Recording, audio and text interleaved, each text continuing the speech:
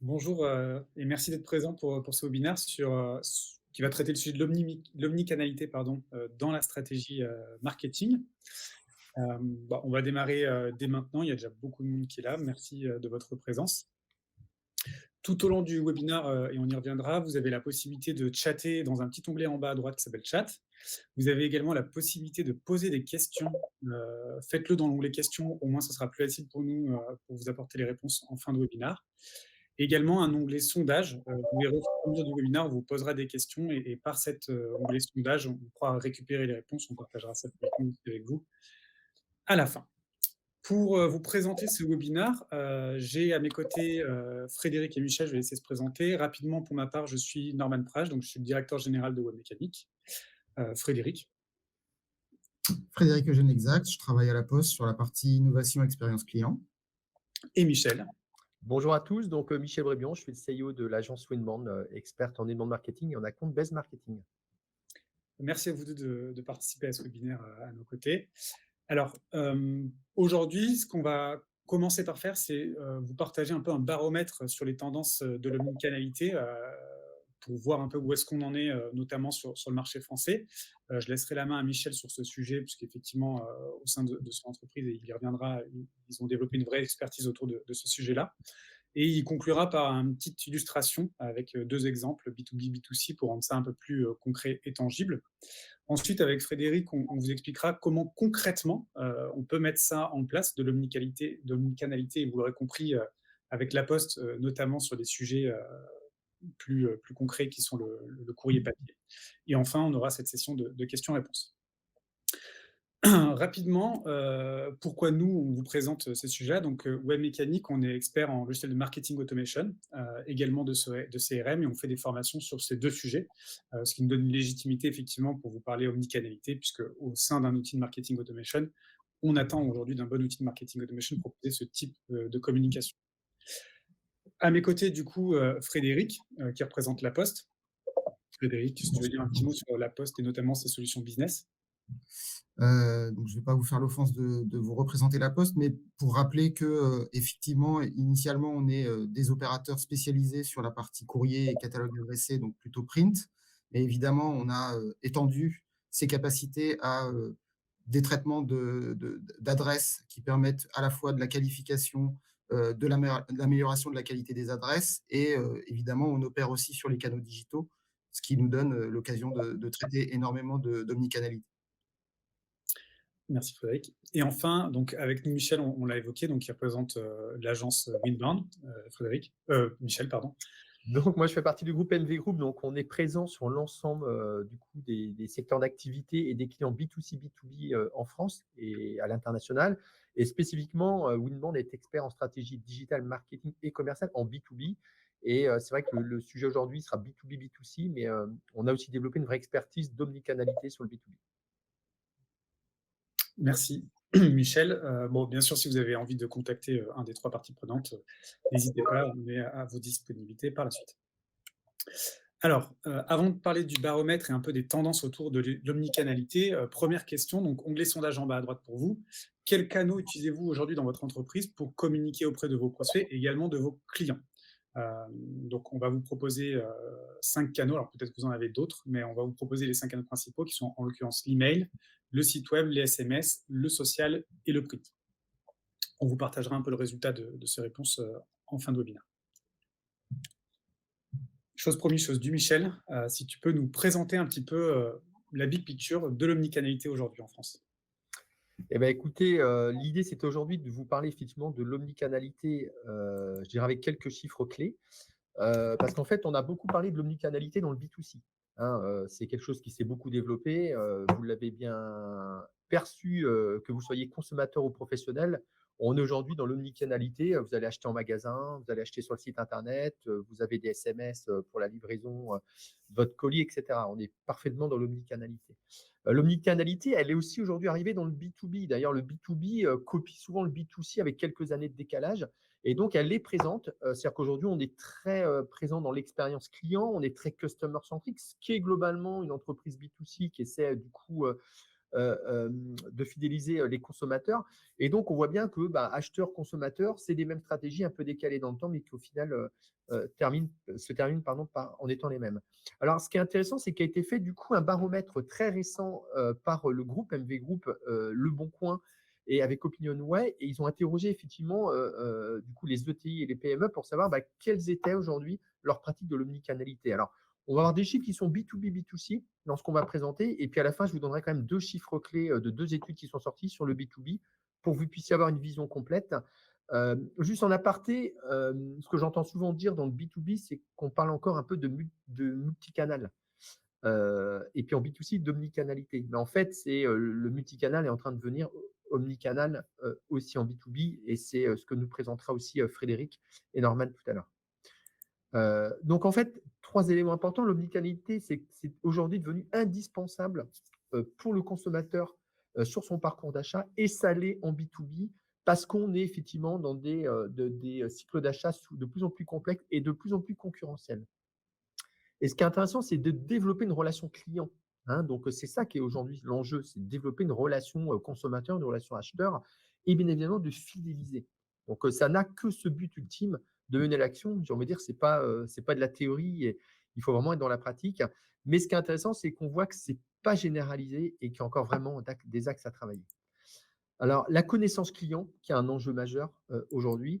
Et vous avez effectivement un premier élément qui est très intéressant, c'est que les données clients et prospects, de quelle manière aujourd'hui elles sont à quelque part rangées dans l'entreprise.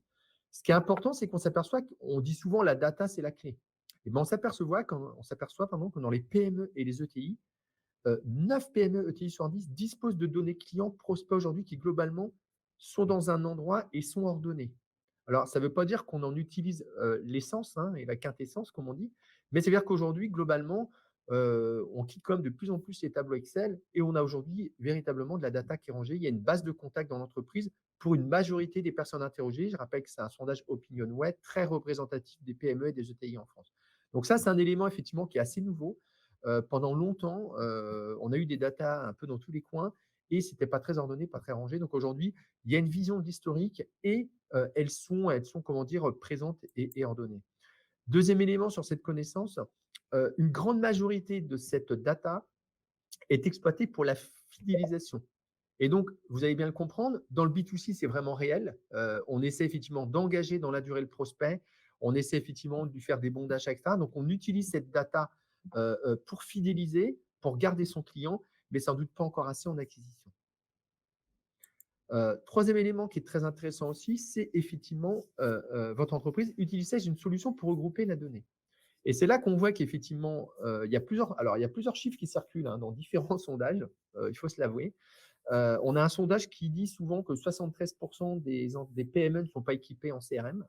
Là, on a un sondage qui dit que 50% du coup, globalement, des entreprises utilisent un CRM pour ordonner du coup, leurs données, leurs contacts, pour pouvoir la regrouper.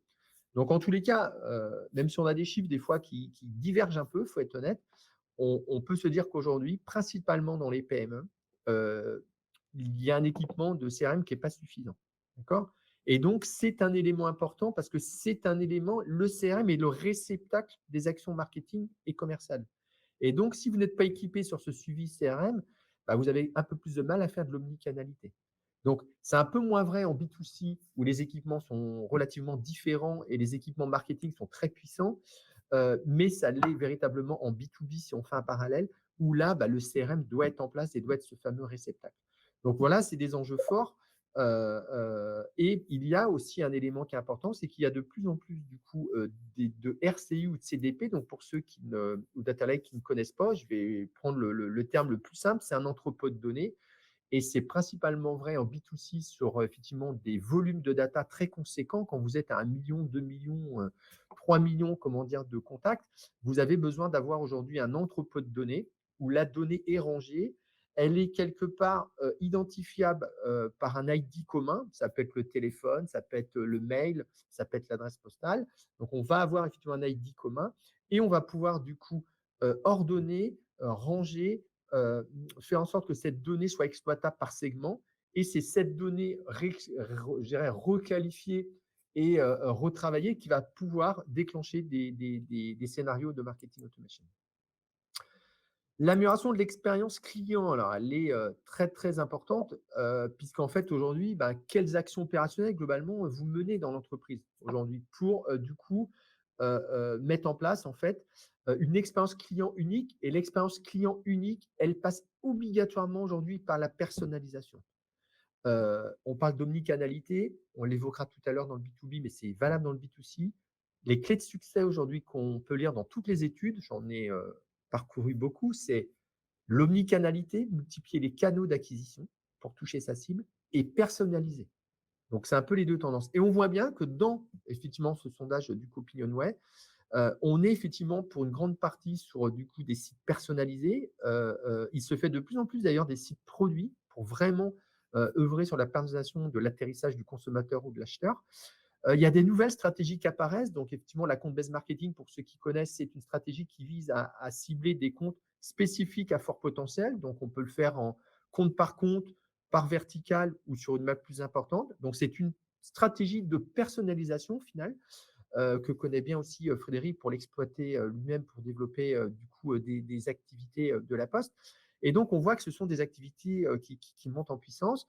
Tout ce qui est effectivement démarche d'optimisation en taux de conversion, d'A/B test, ce sont aussi des grandes tendances. Aujourd'hui, il y a beaucoup d'A/B testing, il y a beaucoup d'outils qui permettent aujourd'hui de mieux exploiter du coup les points de contact sur son site et la conversion qu'on peut en gagner.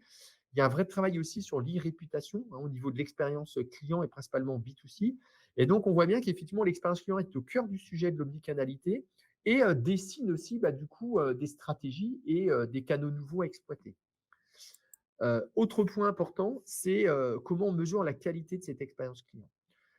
Et donc, on voit qu'aujourd'hui, l'omnicanalité, elle agit sur deux choses importantes. L'omnicanalité permet du coup de multiplier les canaux pour s'assurer de développer son business et de toucher ses cibles. Et comme on mesure aujourd'hui ce qu'on fait grâce au digital, on peut faire le choix des meilleurs canaux. C'est qu'en fait, je peux partir sur un nombre de canaux plus important et après, de toute façon, le juge de paix, ça sera les résultats que j'obtiens. Et donc, je ne garderai que les canaux qui sont le plus performants. Attention, un canal qui est performant en 2022 ne sera peut-être pas le même en 2023 par rapport à la concurrence, par rapport à des tactiques nouvelles. Dans le B2C, on trouve beaucoup d'avis clients.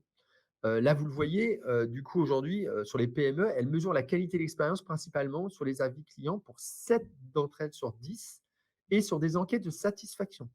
Ça, c'est un point important, c'est qu'aujourd'hui, des briques services qui existent du coup dans les outils d'automation permettent aussi aujourd'hui d'aller faire des enquêtes clients, des enquêtes consommateurs et d'avoir des feedbacks sur ces produits. Mais ça permet effectivement aujourd'hui aussi de mesurer les avis clients. Donc, on voit bien que les enjeux importants, qui sont quand même un peu plus B2C, c'est du coup les avis clients en B2C pour 70% des entreprises. Et ce qui est important, c'est qu'aujourd'hui, on a de plus en plus d'avis clients vérifiés en B2B. Donc, on voit bien que la réassurance du consommateur, la réassurance de l'acheteur passe principalement pour une donnée là, très très forte d'avis clients. Je ne sais pas si ceux qui nous écoutent avaient cette proportion-là. Les enquêtes de satisfaction qui prennent de plus en plus de place, c'est une vraie nouveauté. C'est une vraie nouveauté dans les baromètres. On le retrouve dans d'autres enquêtes. Il y a de plus en plus d'entreprises qui s'interrogent sur leur service, la qualité du service, l'expérience prospect, l'expérience client. Moi, je parle aussi beaucoup d'expérience prospect, qui a aussi un enjeu fort. Il y a l'expérience client de feed, il y a l'expérience prospect. Et puis des indicateurs de satisfaction divers et variés qui existent dans l'entreprise, principalement sur le parcours client, dont des taux d'abonnement, de désabonnement de newsletters qui sont aussi des indicateurs. Aujourd'hui, il y a de plus en plus de newsletters sur les réseaux sociaux comme LinkedIn. Donc, il y a aussi du coup des mesures à faire parce que LinkedIn va engranger beaucoup d'abonnés, mais des abonnés moins qualitatifs. Donc, on a du volume d'un côté, mais on en connaît moins la qualité de l'autre. Et puis après, la stratégie de newsletter que vous avez effectivement dans le B2B mesure le taux d'engagement sur votre newsletter. Donc, voilà des éléments effectivement très intéressants pour voir un petit peu comment se dessine cette omnicanalité avec une couche d'expérience client et avec un besoin de fidélisation. Les mesures et l'analyse de la performance, c'est un point aussi du coup qui est extrêmement intéressant. Seulement 2 PME sur 10 utilisent de la data visualisation pour avoir une vision globale de l'interaction complète des actions marketing, du commerce, des avis clients, de l'expérience client. Vous voyez, c'est un petit peu ce que je vous disais en introduction. Il y a du chemin à faire, c'est qu'aujourd'hui, pour bien mesurer l'omnicanalité les parcours prospects, les parcours d'achat, les parcours consommateurs, on a besoin d'avoir une vision complète en data vis. Et c'est sans doute un élément à retenir qui est très en retard par rapport à des marchés comme les États-Unis, c'est qu'en France, on n'a pas de vision globale par manque de connexion avec les outils dans les écosystèmes qu'on peut avoir et par du coup un manque aussi de tableaux qui, quelque part mesurent l'ensemble des actions et des canaux. Ça se fait quand même de plus en plus grâce à des outils de data vis, hein. C'est ce qu'on développe beaucoup, nous, au niveau du groupe. On a beaucoup d'outils. Mais on voit que ça pêche principalement chez les PME et les ETI. Et je peux vous garantir que ça pêche aussi souvent dans les grands groupes parce qu'il y a aussi une succession d'outils qui sont exploités et qui ne sont pas réunifiés. C'est vrai que les CDP, les RCU, les data lakes permettent de réunifier la donnée, d'avoir une vue globale. Donc là, c'est extrêmement intéressant tous les cas en termes d'enseignement. Du coup, Et Michel, toi, tu l'expliques essentiellement par un problème d'outillage et d'interconnexion entre les outillages, plus qu'un besoin, parce que du coup, chez tes clients, tu reçois les demandes, mais en fait, on ne peut pas le faire, c'est ça? Bah, tu as deux. Alors, si on développe un peu le sujet, il y a plusieurs raisons à ça. Il y a d'une part, les outils ne sont pas toujours interconnectés entre eux. Et ça, c'est vrai qu'on laisse vivre un outil de marketing automation d'un côté, la CRM de l'autre, parce qu'en fait, on est aussi siloté dans l'organisation. Donc, le marketing mesure ses leads, le commerce mesure ses R1, et puis vous voyez bien, quand on fait une réunion entre les deux, on n'a pas tout à fait les mêmes objectifs, ce qu'on appelle un peu l'alignement à travailler. Et puis, il y a des fois d'autres outils connectés, et donc il y a un enjeu, si effectivement on parle du B2B, l'enjeu majeur aujourd'hui, c'est d'avoir quelque part une vision complète de la prospection et de la fidélisation client. Et donc, moi, je parle souvent d'une notion de continuité du parcours de vente. C'est-à-dire qu'en fait, on devrait avoir une continuité. Mais en fait, comme on démultiplie les canaux, on est en train de parler d'omnicanalité, on vient aussi multiplier des sources de leads qu'on a du mal à reconnecter. Je vais prendre par exemple LinkedIn, qui en B2B est très utilisé. Bah, aujourd'hui, si vous ne branchez pas, par exemple, je vais citer un logiciel qui s'appelle Leadjet à LinkedIn, bah, vous ne faites pas descendre des deals ou des opportunités de LinkedIn que vous avez dans votre CRM. Donc en fait, plus on démultiplie les outils, bah, plus on a une problématique de ne pas être connecté et de ne pas avoir de rassembler toute la data. Et plus on multiplie les canaux, si on ne s'organise pas bien en amont avec un vrai cahier des charges, bah, on va aussi multiplier des sources. Donc en fait, il y a un vrai travail. Et derrière, j'ai presque envie de dire que la conjoncture qui est un peu plus compliquée va aussi pousser à avoir quand même des tableaux de bord globaux de l'activité pour faire des choix de budget. Quand la conjoncture est bonne, on s'inquiète un peu moins de cette vision complète de toutes les actions que je mène. J'emmène et puis bah, je regarde ce qui marche et ce qui ne marche pas et puis je continue. Là, effectivement, on va être aussi dans une obligation budgétaire de dire bah, faut que je fasse des choix. Deux éléments pour compléter qui ne font pas partie du baromètre et j'en aurai fini, c'est du coup deux chiffres que je trouve hyper intéressants. Une étude McKinsey aux États-Unis, ils sont toujours quand même un peu avant-gardistes, sur 3360 décideurs. Donc là, c'est intéressant en termes de format. 70% du coup des décideurs du coup en B2B utilisent 7 canaux en moyenne pour commercialiser leurs produits et leurs services. Donc on voit bien que l'omnicanalité aux États-Unis, elle est là. On utilise du SMS, on utilise de l'email, on utilise du coup du contenu, on utilise les réseaux sociaux, etc. Donc, effectivement, le nombre de canaux exploités aux États-Unis est largement plus important qu'en France. Et autre élément qui était lié à une enquête de EBG, 57% des professionnels qui utilisent le marketing automation ont des objectifs d'efficacité de leur campagne et principalement de l'omnicanalité. Donc, en fait, on retrouve bien un besoin d'utiliser du SMS, du mail, etc., mais un besoin, et ben, du coup, de performer par l'omnicanalité. Donc, en synthèse, en tous les cas, ce qu'on peut se dire, c'est qu'effectivement, 26% des PME de TI ont une place importante dans l'omnicanal et la personnalisation.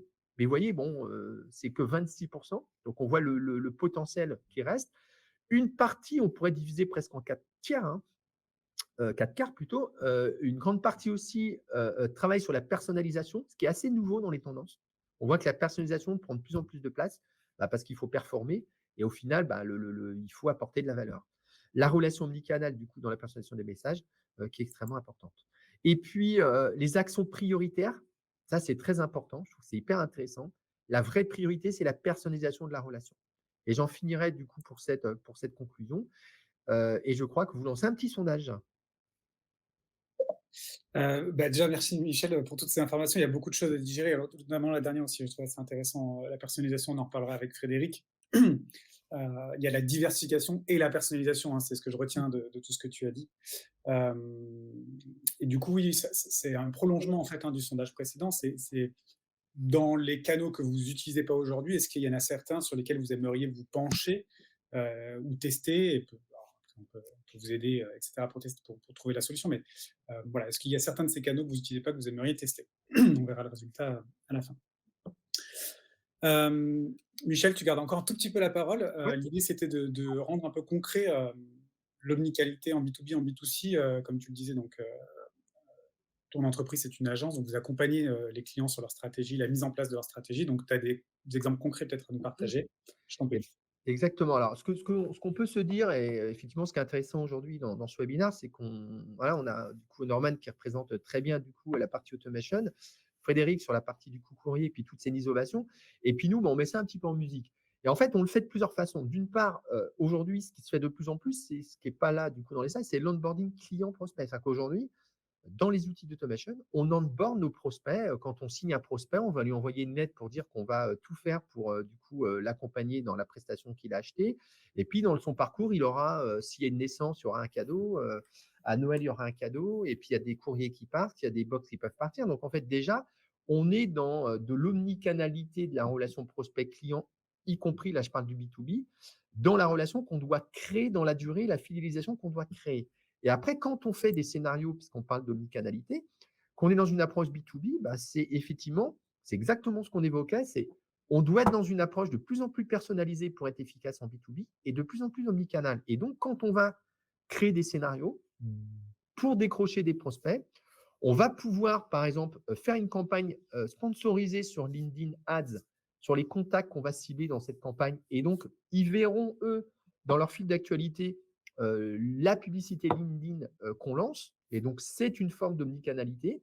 Et derrière, je pourrais créer l'envoi postal d'une box, d'un courrier pour créer du coup un échange physique et qui marque et qui est personnalisé. Et derrière, enclenché par des relances email conversationnelles, des invitations à un événement et puis l'appel téléphonique pour décrocher le rendez-vous pour inviter à un événement. Donc, on est déjà en B2B très largement dans de l'omnicanalité réseaux sociaux professionnels, courrier, envoi physique d'objets, d'échantillons, de box, etc., email conversationnel et puis le téléphone. Là, on est sur un vrai classique d'un scénario. Ceux qui pensent qu'aujourd'hui, l'automation et la scénarisation n'est que de l'email, non. Il y a bien longtemps, y compris la mécanique fait du SMS, qu'on exploite ça. Par contre, ça s'articule différemment. Et la vraie nouveauté, et je laisserai, j'ai juste effleuré un peu le sujet, la vraie nouveauté, c'est des innovations qui vont autour, qu'expliquera Frédéric, qui permettent du coup de gagner du temps et de le faire facilement. En B2C, on retrouve effectivement strictement la même chose. On retrouve effectivement, par exemple, sur ce scénario, du coup, qui est lié à de l'adhésion pour faire de la fidélisation. Et ben, je vais avoir des courriers de bienvenue, des emails de bienvenue qui vont venir effectivement se chevaucher par rapport à la cible que j'ai avec effectivement des bons d'achat qui peuvent être offerts. Et je vais mixer, ben, vous voyez, je vais mixer du courrier, je vais mixer de l'email, de l'envoi physique, des SMS et puis des communications sur les réseaux sociaux. Donc, je suis aujourd'hui dans l'omnicanalité. Mais encore une fois, les enjeux sont la personnalisation et la valeur que j'apporte dans mes messages et sont justement ce qu'on évoquait et qui est là, par contre, un vrai point de progrès des entreprises françaises, c'est qu'il faut mesurer tout ça pour coordonner l'ensemble de mes actions. Voilà, donc il y a des enjeux forts, il y a déjà une omnicanalité très présente en B2C et qui monte en B2B, mais voilà, avec des axes de progrès pour les entreprises françaises et c'est pour ça qu'on est présent aujourd'hui à ce webinaire. Merci Michel. Alors, du coup, dans l'objectif de vous rendre ça assez concret aussi, donc Michel a illustré ça avec des exemples qui met vraiment en musique chez ses clients. Et donc nous, avec Frédéric, donc Webmécanique et respectivement le groupe La Poste, l'idée c'était de travailler à rendre le print, donc du courrier papier, aussi simple que l'email, parce que tu l'évoquais Michel, le fait de faire du courrier c'est une chose, le fait d'en faire quelque chose de simple, automatisé et personnalisé, c'en est une autre. Et c'est effectivement là-dessus que Frédéric nous a sollicité, hein. On rappelle, Frédéric s'occupe de l'innovation aussi, hein, dans la partie la post-business, pour justement rendre ce print aussi simple que l'email. Un nouveau sondage, onglet sondage en bas. Euh, et là, j'introduis effectivement sur le sujet de marketing automation parce que qui dit automatisation, tu parlais beaucoup d'outils, Michel. Euh, qui dit automatisation, simplification, dit l'équipement d'un outil. En l'occurrence, ici, on parle d'un outil de marketing automation. Est-ce que chez vous, aujourd'hui, vous avez un outil de marketing automation et vous prévoyez d'en changer ou vous prévoyez tout simplement de vous équiper d'un outil dans l'objectif de répondre à certains de vos objectifs marketing? L'omnicanalité peut en être un. Je vous partagerai les réponses à la fin. Alors, tout simplement, en fait, effectivement, c'est ça qu'on voulait vous présenter aujourd'hui avec Frédéric. Donc, il nous a sollicité pour dire, dans votre outil de marketing automation, aujourd'hui, vous travaillez de l'email, du SMS, de l'application web, de l'application mobile. Est-ce que demain, on ne peut pas travailler ensemble en tant que deux acteurs français donc, du marketing automation et du courrier pour envoyer automatiquement du courrier depuis vos campagnes de marketing automation et personnalisé, j'y reviendrai. Donc en fait, effectivement, c'est ça qu'on vous propose, c'est quelque chose qui est tout à fait possible aujourd'hui grâce à cette interaction avec ces deux sociétés, de pouvoir créer des campagnes. Donc comme aujourd'hui on crée une campagne dans Webmécanique, donc pour créer une campagne, on va d'abord choisir sa cible. Ma cible, ça pourrait être par exemple mes clients, et on pourrait très bien se dire qu'à tous mes clients, ceux qui ont signé, je veux leur envoyer un courrier papier de bonne qualité, personnalisé, de manière à les remercier de devenir clients. Donc, on va choisir son segment client, on va ajouter une action qui est envoyer un courrier. Et une fois qu'on a envoyé un courrier, le courrier va automatiquement partir. On reviendra sur la configuration du courrier, qu'est-ce qu'on peut faire, etc. Et en fait, à partir de ce moment-là, tous les contacts qui vont rentrer dans mon scénario de nouveaux clients recevront ce courrier automatiquement. Et avec la magie de l'automation, du marketing automation, on va pouvoir aller sur des scénarios plus avancés. Par exemple, d'abord envoyer un email. Et s'il n'a pas cliqué au bout de 2 jours, on envoie un SMS. Mais s'il a cliqué, en plus de ça, je vais lui envoyer un courrier pour le remercier. On peut vraiment enrichir toutes les mécaniques de l'automation et du comportement en fonction des différents canaux. Donc là, on est vraiment dans un exemple pur d'omnicanal. On a potentiellement de l'email, du courrier, du SMS. On peut aller encore plus loin, rajouter des vérifications. Est-ce que j'ai bien une adresse postale complète et validée, etc. avant d'envoyer un courrier.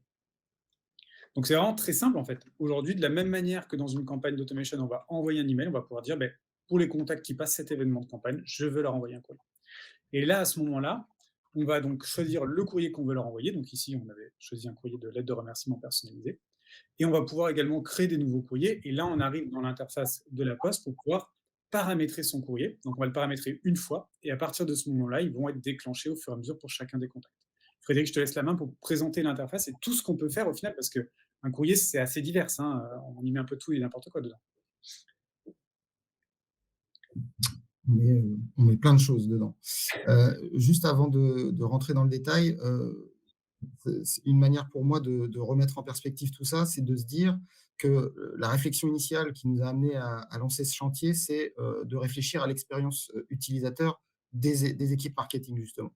Les remontées qu'on a régulièrement sur la partie courrier, c'est de dire le courrier, finalement, ce n'est pas complètement intégré dans ma stratégie omnicanal parce que c'est des données différentes, des manières de faire différentes, des supports différents. Ça nécessite d'utiliser des images de haute qualité, de haute définition. Donc, finalement, il y avait une multitude de freins, en tout cas, sur lesquels on a travaillé, on a essayé de s'attacher à lever ces différents freins, de manière à aller vers cet objectif qui a été cité précédemment par Norman, c'est faire du courrier aussi simplement que de l'email. Un vrai challenge parce que ça nécessite quand même une manière de faire et des processus qui sont un petit peu différents.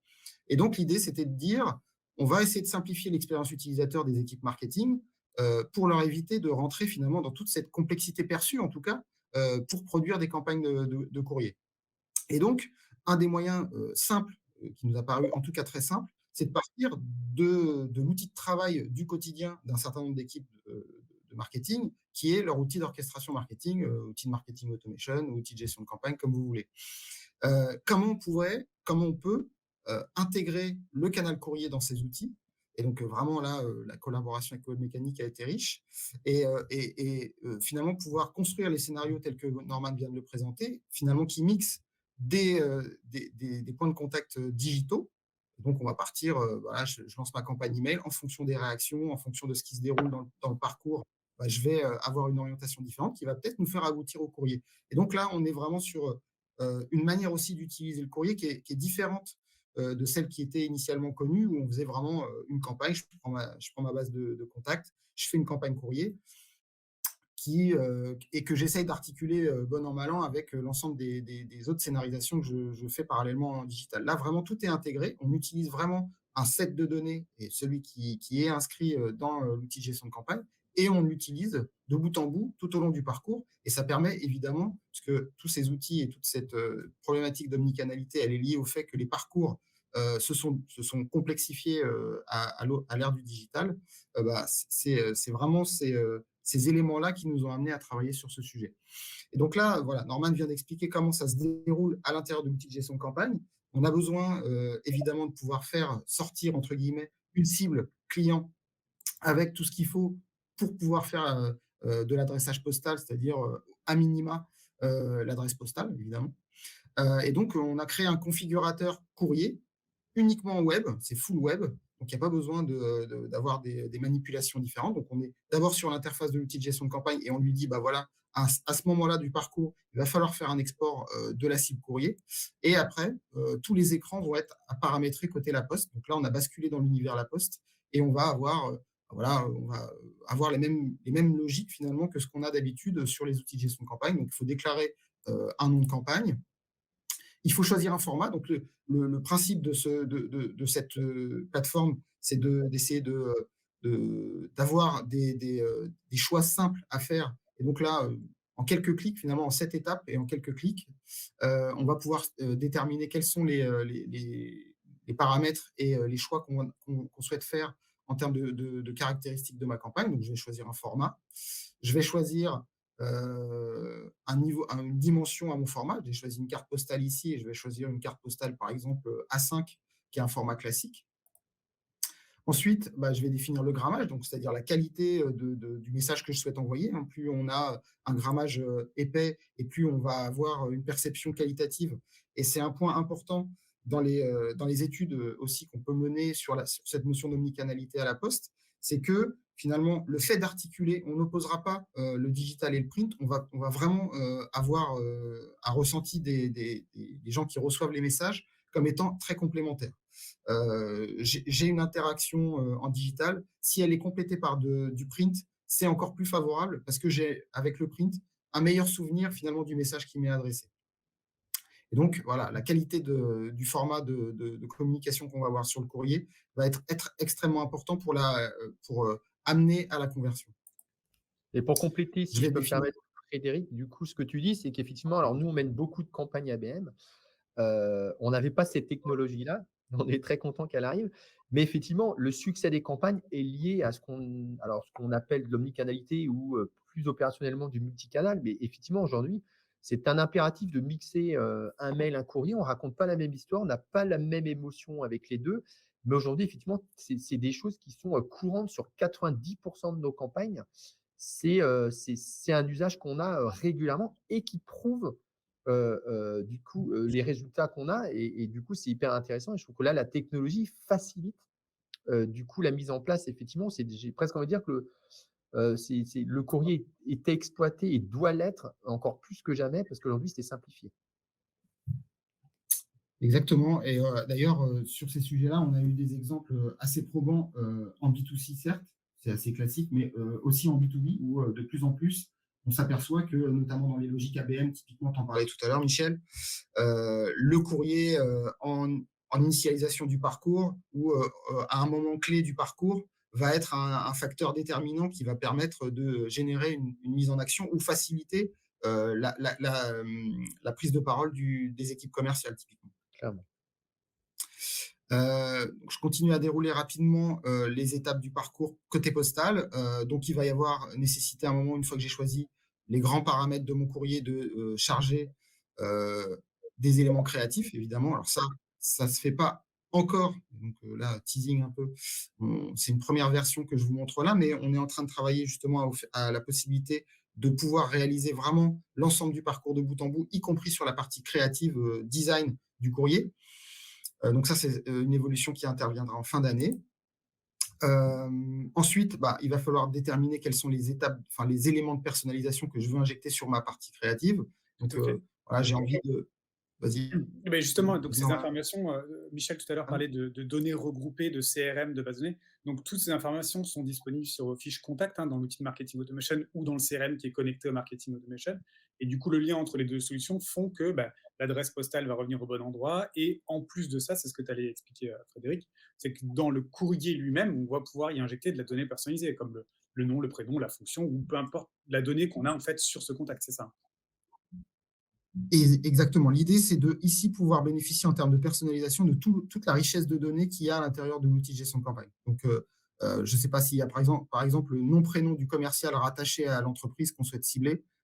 Si cette donnée elle est disponible côté outil de gestion de campagne, on va la rendre disponible côté La Poste pour pouvoir faire de la personnalisation sur la créa courrier.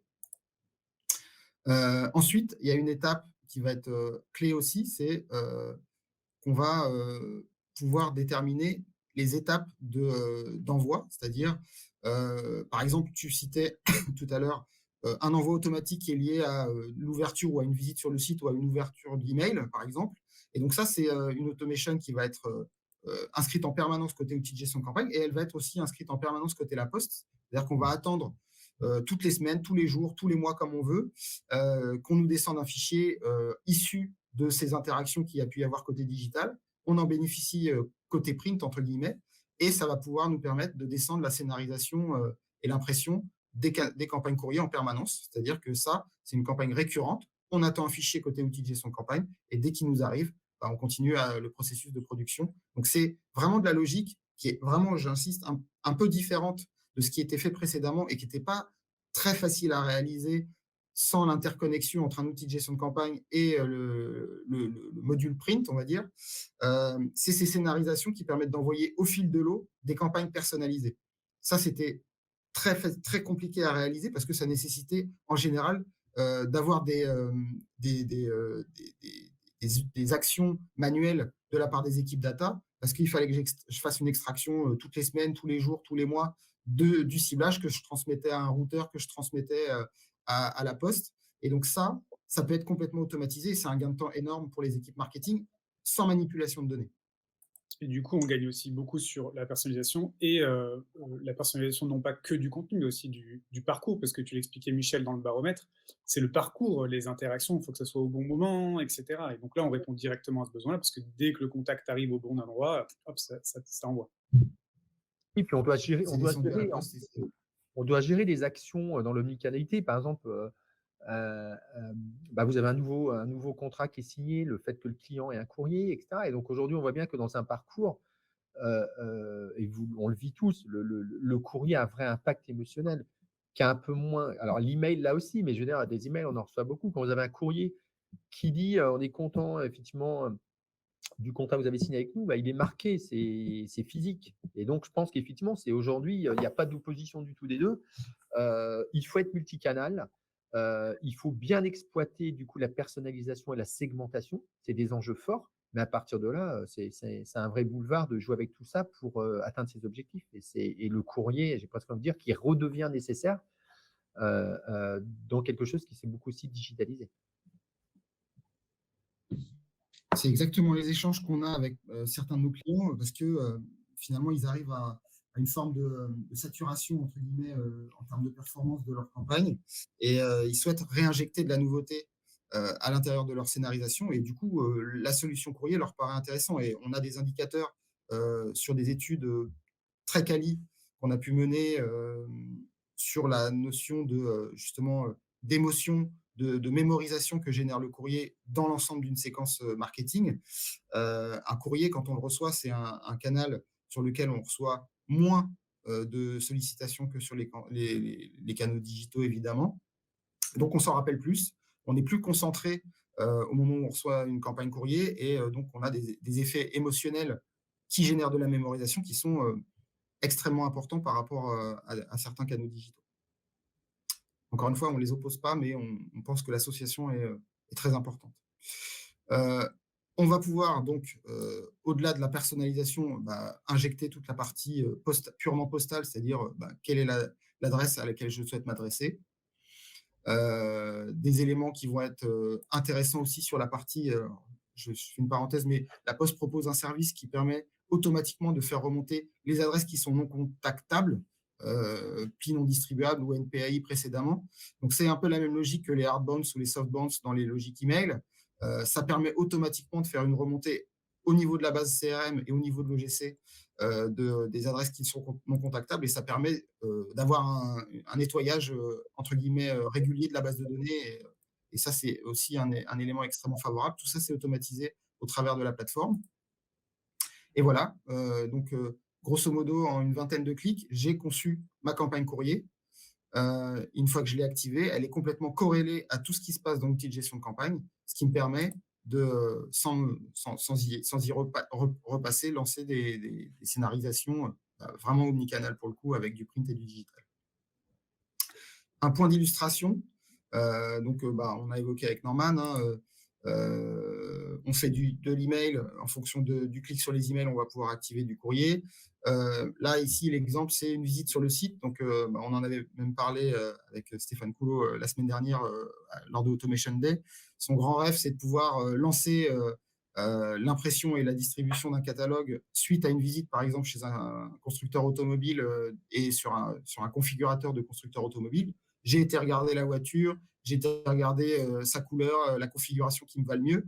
Et donc là, automatiquement, le constructeur m'envoie une campagne personnalisée qui me permet d'aller réserver mon essai pour cette nouvelle génération de véhicules, avec de la personnalisation de proximité sur la concession la plus proche et un QR code pour valider ma réservation de rendez-vous. Donc, ça, c'est des choses qui étaient vraiment extrêmement compliquées à réaliser. Et donc, avec tout ce qu'on vient de citer là, la puissance et toutes les datas qui sont présentes dans les outils de gestion de campagne, et les nouvelles capacités aussi de personnalisation print, on a vraiment la capacité de lancer ces scénarisations-là, qui sont des scénarisations qui permettent de sortir du lot en termes d'orchestration marketing.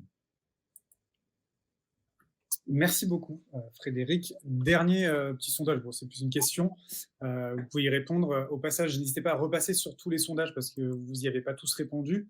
Je vais vous partager les réponses maintenant. Donc, si vous souhaitez être recontacté soit par Winbound, soit par Mécanique, soit par la Poste, soit par les trois, soit par deux, enfin, vous faites votre composition, on reviendra vers vous. Avant de répondre aux questions, il y en a un grand nombre, elles sont plutôt qualitatives, merci à vous. Je vais oui, effectivement parcourir les résultats des sondages. Donc, quels sont les canaux utilisés pour communiquer auprès des clients? Bon, quasiment tout le monde répond l'email. D'accord. Beaucoup, mais pas tous, donc à peu près 60% répondent le site web. Le même nombre pour les réseaux sociaux, je suis assez surpris. Et tout de même, presque un peu plus de 50% font du print. Alors, ça ne veut pas dire du print automatisé, cible, etc. J'y reviendrai parce qu'il y a une des questions autour de la RSE qui est intéressante. Et enfin, un peu moins de 30% utilisent le SMS. Donc, je pense en tout cas, dans ceux qui ont répondu, vous êtes plutôt des bons pratiquants de l'omnicanalité. C'est des taux que je trouve assez élevés par rapport à ce qu'on a l'habitude de voir. Quels sont les canaux non explorés que vous aimeriez tester? Ressort en premier le SMS et le social, et ensuite l'email, le print, pardon.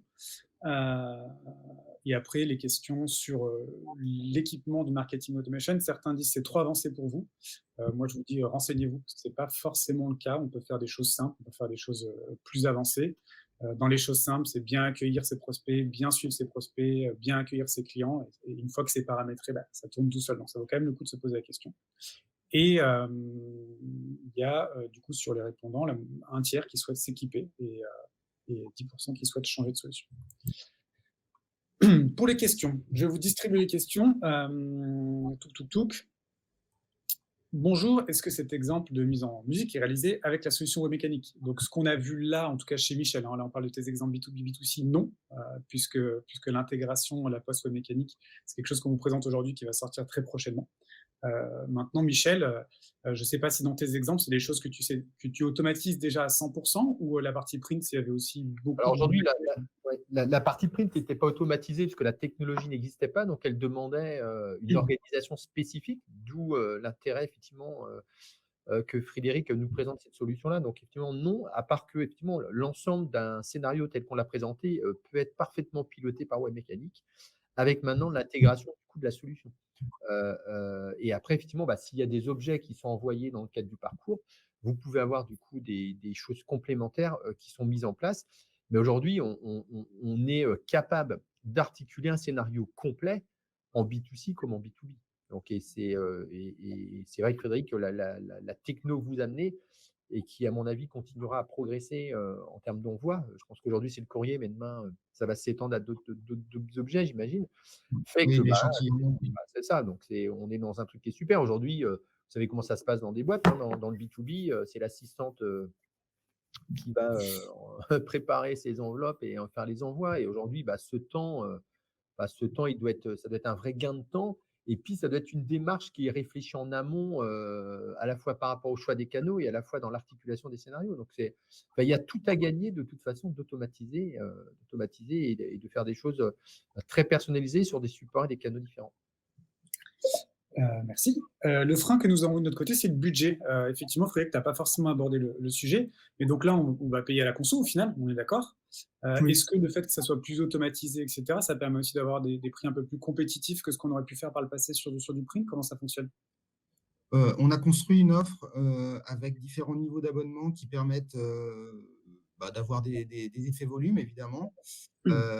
Il y a un élément sur lequel on ne peut pas jouer puisque c'est réglementaire, c'est la partie affranchissement. C'est le prix d'un affranchissement classique? C'est le prix d'un affranchissement classique. Après, pour simplifier encore les choses, on est centré sur l'expérience client quand même.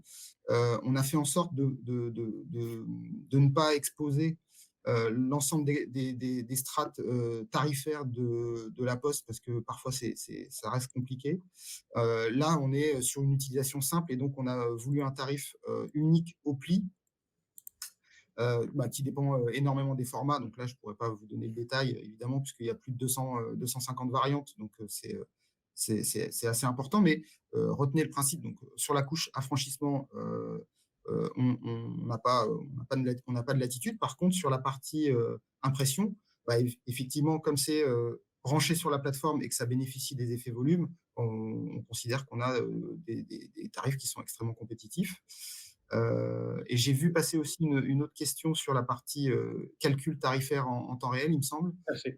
La Est-ce plateforme. qu'on voit en live un peu combien ça coûte, quoi? Oui, tout à fait. Alors, on ne l'a pas montré là parce que les écrans étaient figés, mais oui, la réponse est oui. En fait, il suffit à la personne. Alors, par exemple, si on est sur une scénarisation où on va vouloir cibler des cliqueurs sur un email, évidemment, on ne peut pas estimer précisément combien on va en avoir. On va avoir un effet estimatif, mais avec cette estimation. J'ai vu dans ton écran tout à l'heure que quand j'ai fait ma configuration de mon contenu, mon grammage, etc., à la fin, j'ai un prix unitaire qui est affiché. C'est je ça. sais combien je vais payer pour le nombre d'envois. Tu sais le prix unitaire et avec ton volume estimatif lié à ta connaissance de la campagne, tu vas pouvoir avoir une idée assez précise du budget. Bien. Il y a une autre question qui est sur la RSE, donc la responsabilité sociétale des entreprises. Je vais démarrer la réponse, mais je suis sûr, Frédéric, tu dois avoir des éléments de réponse aussi à la Poste. J'imagine qu'on s'est déjà posé cette question-là. Le courrier postal n'est-il pas en décalage avec la politique RSE, en tout cas en termes d'image? Est-ce que ce n'est pas contre-productif? Alors, je vais apporter un premier élément de réponse. D'abord, ici, on est dans de l'automation. L'idée, c'est d'avoir un super ciblage. On l'a évoqué aussi dans l'étude tout à l'heure. Donc, qui dit super ciblage dit on arrête d'envoyer 1 million de courriers, on va envoyer que les 1000 qui sont importants. Donc, sur le coup, ça a déjà un effet plutôt positif. En tout cas, on peut communiquer en ce sens-là, puisqu'on va envoyer moins, mais mieux. Ensuite, si on compare à de l'email, par exemple, effectivement, un email, ça a en moyenne 60%, ça fait 60 fois moins d'impact carbone qu'un courrier, certes. Sauf qu'on envoie 60 fois plus d'emails. Donc, in fine, est-ce que c'est vraiment plus impactant? Ça, c'est une question à se poser. Et je conclurai, je te laisserai finir, Frédéric, parce que je suis sûr que vous avez des sujets à ce propos-là à la Poste. Aujourd'hui, en France, donc c'est propre au marché français, 62% des fibres utilisées dans la fabrication du papier sont des fibres recyclées. Le papier, c'est le matériau qui est le mieux recyclé en France. Donc, utiliser du papier, certainement, c'est un impact, mais c'est pas non plus, c'est pas du plastique ou ce genre de choses qui sont du décyclage, c'est un autre sujet. Et en général, un papier est recyclé jusqu'à 5 fois avant que sa vie se termine. En plus de ça, il y a tout un tas de labels sur des papiers qui sont plus recyclés ou qui sont issus de recyclage. J'imagine à la Poste, ce sujet est important chez vous aussi, Frédéric. Norman, Est-ce que vous êtes j'ai pas labellisé sur grand-chose des à papiers? rajouter. Tu as vraiment, Ouais, je t'en prie, il y a un petit décalage. alors, pardon, la connexion est pas très bonne. Oui, donc j'ai pas grand-chose à rajouter. J'ai un point à Mmh. rajouter quand même, donc c'est effectivement, donc on va être sur, du papier, soit du papier recyclé, soit du papier avec un label, PEFC, FSC, donc forêt, durablement gérée.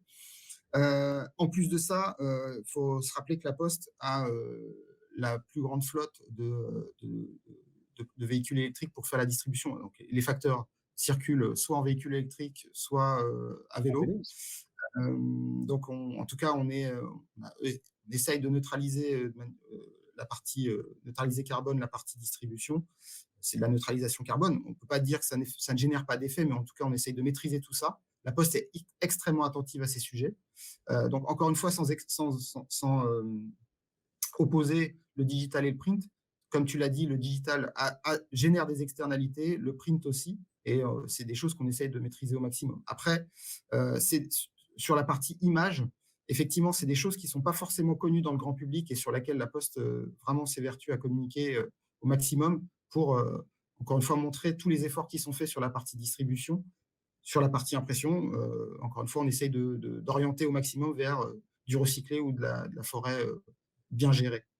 Et je redis du coup, et je rebondis là-dessus, encore une fois, je pense que le meilleur moyen, et peu importe le canal, hein, que ce soit un SMS à utilise d'énergie, un email à utilise d'énergie, Mmh, du stockage, etc., c'est faites moins mais mieux, mieux cibler vos campagnes.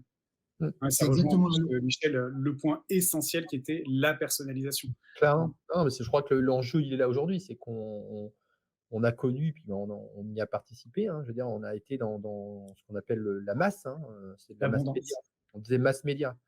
Donc en fait, effectivement, on regardait beaucoup moins aujourd'hui. Donc ce qui est important, c'est effectivement, bien évidemment, de prendre en compte l'impact environnemental des campagnes qu'on fait, mais si elles sont personnalisées, qu'elles ont de la valeur, voilà, vous pouvez, quand vous envoyez un livre à un client, c'est un livre qui va être lu, voilà, donc c'est un courrier, c'est pareil, on peut envoyer des échantillons, etc. Donc ça fait partie de campagne globale. Tout ne peut pas s'arrêter non plus. Il faut juste effectivement tenir compte des enjeux environnementaux et personnaliser, segmenter. Tu l'as dit, Norman, c'est un enjeu très très fort aujourd'hui, la segmentation des campagnes qu'on peut faire. Et puis j'ai envie de dire d'aller jusqu'au bout de ces campagnes, de ces scénarios pour signer les clients, pour pas avoir à en refaire systématiquement. Donc c'est aussi travailler mieux. Et je trouve que moi, la technologie, là, justement, courrier, elle va simplifier l'accès au courrier et elle va, comment dire, le permettre d'être dans des segments. Donc, en fait, elle joue son rôle parfaitement face à l'environnement. Oui, parce qu'avec toutes les actions manuelles, en fait, on ne pouvait pas envoyer 10 courriers, alors que là, on peut. En fait, le Exactement, sujet est là aussi, quoi. complètement. Voilà, on a fait le tour des questions. Il y avait d'autres questions, mais on y a répondu par d'autres questions. Est-ce que, je ne sais pas, Frédéric ou Michel, si vous avez quelque chose à ajouter, c'est maintenant. Sinon, on va conclure. Non, non, mais c'est, enfin, en tout cas, bah, déjà, merci Norman pour l'invitation à participer à cet événement. C'est une manière de bien illustrer finalement les travaux qu'on est en train de réaliser sur l'expérience client des équipes marketing à La Poste. Pour nous, c'est un sujet extrêmement ambitieux parce que digitaliser les processus qui sont sous-jacents au courrier, c'est vraiment un challenge. Et donc, bah, voilà, c'est des chantiers sur lesquels on est lancé et on va continuer à faire évoluer les solutions à La Poste. Et donc, encore une fois, bah, merci à tous les deux pour m'avoir invité à participer à cet événement. Michel, un petit mot de la fin. Merci. Bah, je dirais personnalisation, segmentation, mesure et tableau de bord, et puis unifier l'ensemble de sa data. Et donc, quand on aura fait ça et qu'on aura vraiment une continuité du parcours et de l'expérience client, du contact à la vente, eh ben, on sera dans la perfection et ça va se faire avec des technologies comme nous a parlé Frédéric. Donc, on avance et il faut avancer aussi pour les PME. Il y a un enjeu très fort sur les PME au niveau des CRM et au niveau de l'accès à ces outils. Voilà, merci à tous en tout cas. Merci Michel. Bah, merci à vous deux pour votre intervention. Bah, nous aussi, on est très excités chez Mécanique de proposer du print. Hein. Je crois que c'est un peu une exclusivité en France de faire du print dans de l'automation. Aussi simple que de l'email, c'est la promesse et je trouve qu'elle est plutôt tenue. Donc voilà, restons en contact. N'hésitez pas si vous avez des questions. Allez vous inscrire un peu aux news de côté la Poste Business et Winband et MV Group et Web Mécanique, bien entendu, si vous voulez avoir d'autres infos, d'autres webinaires, d'autres sujets. Encore merci à tous. Bonne journée, merci. Au revoir.